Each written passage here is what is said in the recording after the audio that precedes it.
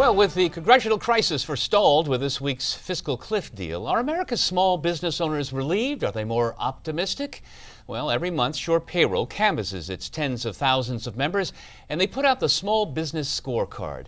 Michael Alter is the president and CEO of SurePayroll. Now, Michael, these numbers that just came out are for December, pre-fiscal cliff deal. Let me ask you, now that the deal has been made, at least for taxes, do you think small business owners are relieved and optimistic by that?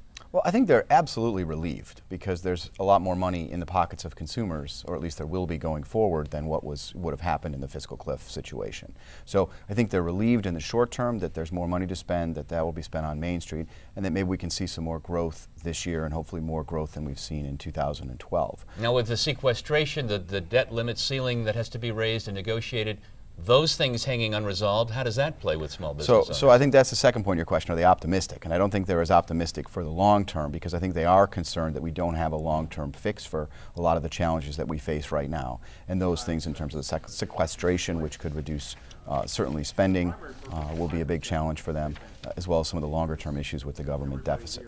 All right, let's take a look back at your just released December numbers for small business owners. Let's talk about hiring and payroll. What's the change there? So month over month, we saw the actual number of folks on the payroll fall just a little bit, 0.1%.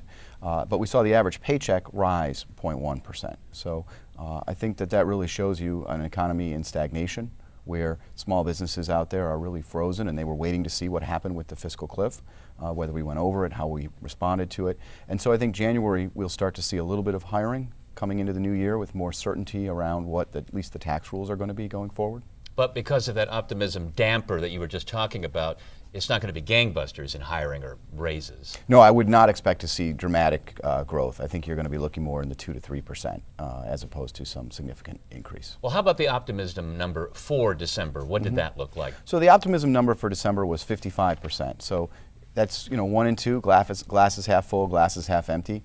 And I think that's a very low number among small business owners. Traditionally, small businesses are glass half full folks. They tend to be in the 85, 90% in good times, optimistic about the future. So 1 and 2 is not a great number, and that means not a lot of jobs being created. And with the congressional deal just resolved, you're not thinking there's going to be a big jump in that either for January? I would assume it will go up, but I don't see it back to the 80 to 90% levels we'd like to see in a growth economy. Michael Alter from SurePayroll, thanks so much. Thanks for having me.